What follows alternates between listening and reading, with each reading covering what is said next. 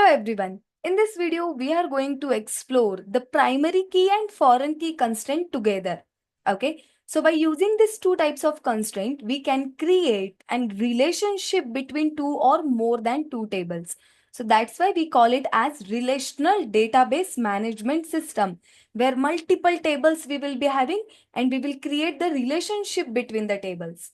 I know you might be not understanding anything, guys. So let's explore primary key and foreign key constraint with the help of simple examples. Okay. I will make sure you will never ever forget this primary key and foreign key constraint in your life, guys. In that approach, we are going to learn this. Okay. So let's start. Let's say we have an organization, coders organization, one company. Okay. Now, in company, multiple employees will be there and each employee will be working in some of the other department. Okay. So we should have to save the record, right? Which employee is working in which department, correct? So I want to store this data of employees and their respective departments. Okay. I'll just drag here. So I want to store employee ID, employee name, employee age. So employee ID, name, age. It is related with employee table. Next, I want to store their department ID and department name. So it is related with the department. Okay. Okay. So now all the data related with employee and department, both I have stored in the same table. Two different tables I have not created. In the same table, everything I have dumped. So now there is problem, guys, if we store the data like this. What is the problem? See here. How many departments are there in the coders organization? Now you might be thinking, ma'am, in coders organization, marketing department is there and development department might be present. Okay, understood. Let's say Ankit resigned. Now Ankit is not a part of this coders organization. So I should delete the record of Ankit, right? From my current employees table. So after deleting the Ankit's detail, your new table will look like this. So now if I ask you how many departments are present in the coders organization, you might be thinking, ma'am, only one department, marketings. But is it true? Only one department is there in coders organization? No, right? So my dear students, if you store all your data in one single table, this is the issue. If you delete the data related with employee, you are losing the data of department also. But let's say after few days you decided to delete marketing department. But if you delete marketing, by default, you will lose the data of Akash and Priya also. So if you are updating or deleting employee data, your department you are losing. If you delete department, employee you are losing. So that's why multiple data we won't store in one single table. We have to create different tables. Okay. So now let's say I have created the different tables like this. I have inserted some values also in that. My first is employee table and second is my department table. Okay, understood. So now if we create two different tables, problem solved? Yes, of course. Now let's see this David left the organization. If I delete the David's data, see before we delete the David's data, how many departments we have? Human resource, engineering and marketing. Okay. If I delete the David's data, how many departments we have? Three. So your department table data is separate. If you delete or add employee details, nothing will happen to the department. This is what we want. So that's why, my dear students, in SQL, we create the different multiple tables. But now, don't you think there is one relationship between employee and department table? Both are independent tables, but they both are connected with each other. How they are connected with each other? Let's understand. First, I will show you if we don't have a connection, what will happen. Let's say you created department separately and employee separately, independent. There is no relation, no connection. Then what will happen? This will happen. Look, if I try to insert the value like this, okay, insert into employee, okay, values, 105 is ID, okay, Pooja is a name, okay, department ID is 5 it seems. But check in the department table, guys. Is there any department with the ID 5? No. So, my dear students, whenever you are inserting any value into employee table, this department ID first you have to check. Is it present into department ID of department table? If yes, then only allowed to insert. If no, don't allow to insert. So that's why I'm telling we have to create a relationship between two tables. Then and then only you can collect the valid data. Otherwise, like this invalid data, you will enter and you will end up with some invalid data collection. Okay. So now how to create a relationship? Very simple, guys. Department IDs must be unique, right? In this particular table, department ID must be unique and they should not be null. So we will declare department ID as a primary key. Okay. In this table, employee table, is this department ID primary key? What do you think? No, guys. Because multiple employees can work in the same department, correct? What you have to check? You have to simply check whenever user is inserting any record, this value is present into this table, in this column or not, you have to check.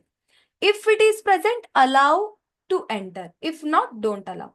So this column we will declare as a foreign key which is pointing towards your department ID of department table. So in SQL, we read like this: department ID of employee table is a foreign key which references department ID of department table. Okay. Why it is foreign key, guys?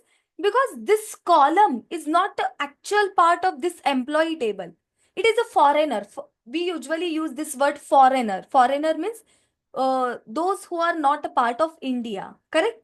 We call them as a foreigners. So in the similar way, this is your actual table in which department ID is present. This department ID is a foreigner for employee table because this column is referring towards this actual department ID column of department table. So whatever you try to insert in this column, first it will check, is it present in this department ID or not? If it is present, it will allow to insert. Otherwise, it will reject to enter. Okay. So like this, we have to declare primary key and foreign key, guys. But now the question is how to declare. Very simple it is, guys. See here.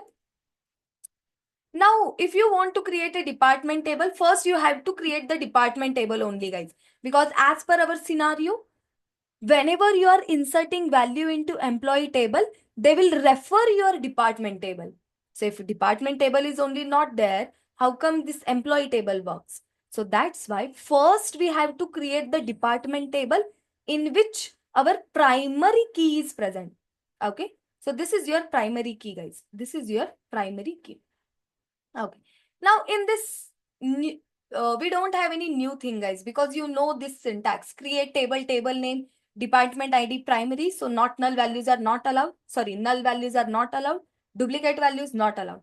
Department name, not null means null values are not allowed. Now let's see how to create employee table. See, this is your employee table and this is the query to create employee table. Employee ID, integer. It is a primary key because employee ID must be unique, right? Each employee, they should have their own unique employee ID. Okay. Employee name, not null. Department ID, integer. See, department ID, integer. I have not used any constraint on this department ID. Okay. Not null, unique, nothing is required. Now this department ID is a foreign key. See, foreign key, department ID. This is the column of employee table. This column references department table ka department ID. So this department ID we have mentioned here and this department ID we have mentioned over here. So basically we are instructing to the MySQL software, MySQL, whenever user is inserting any value in this column, you refer department table ka department ID column. If whatever user is inserting in this column, if it is present, already present in this column, you allow user to enter here. Otherwise, don't allow. So like that, by using foreign key and primary key, we have created a relationship between two tables. So here, RDBMS allows to create the relationships between the table. That's why we call it as relational database management software. Okay. So now let's type the query, let's create the table and let's see how it works. Okay. So I guess 50% idea maybe it is cleared to you. Remaining 50% after executing the query will be cleared with you. Okay. So let's start typing the query. We'll use online compiler only. I'm going to give you the notes over here. So let me go to the online compiler. I will erase whatever the data we had previously. Make sure you have selected MySQL. Okay. So let's create the table, guys. Create table. The table name we will give as department. First, we have to create the department. DP I will write only. Okay. Department table. In this department table, I have a department ID, integer, which is primary key. Okay. Next, I have a department name, varchar of let's say some 20, and it should not be null, so I will use not null. So that's all. Table is ready. So I'm going to run this code. Yeah. I'm going to insert the values. Insert into department values. So department ID, let's say 1, and department name is marketing. Okay. Marketing. Okay. Next, department ID 2 and department name is development. Okay. One more value I will give. Department ID is 3 and department name is test. Okay. Testing. Testing department. That's all. So now if I write select everything from department table, if we run this code, yeah, we have the department table ready. So these are the departments of my organization. So whenever I wanted to check the departments of my organization, I will check the department table. That's all. Now I want to store my employees details as well. So I will create the table, create table employee. I want to store the employee ID, which is integer, which must be the primary key. Okay. Next, I want to store the employee name also, varchar of, let's say some 30, and it should not be null, so I will write not null. Okay. Now, let's say I want to store the employee age also, integer. Okay, next is department ID. In which department this employee is working? So that department ID is integer. Now, if you create the table by writing this much of query, guys, what is the issue? Let me show you the issue.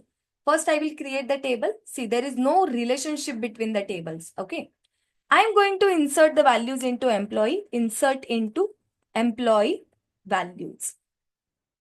Okay, what are the values? Employee ID 101. Employee name, let's say Priya. Employee age 23. Employee department ID, I will write 10. Okay. On the next line, select everything from employee. We'll run the code. Now you only check the output, everyone. We are telling Priya of my organization working into department ID 10.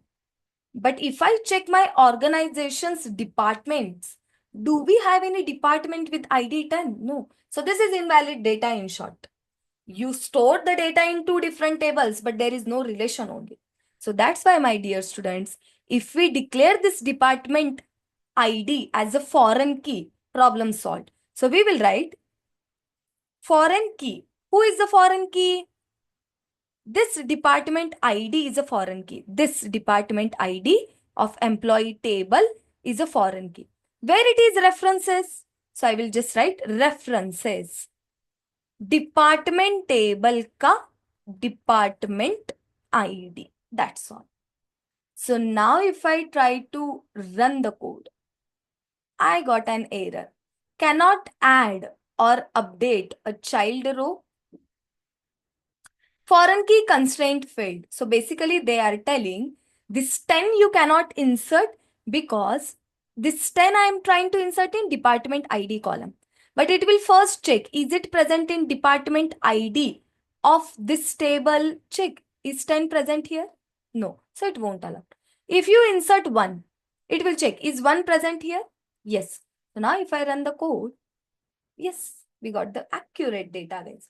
So like this, we have created a relationship between department table and employee table. So I hope I am crystal clear with the topic primary key and foreign key. So these many queries you have to execute, guys. That's all. You will become expert in this primary key and foreign key constraint. Okay. So execute the query, check whether you are getting the output or not. In the description, I have given the notes. Interview question answers are there. What in all the possible questions the interviewer might ask on this primary key and foreign key, everything I have listed in the description. Okay. So go check, practice, revise, and become expert in this primary key, foreign key, guys. So see you in the next video with the new concepts. Until then, take care all of you and have a good day to all.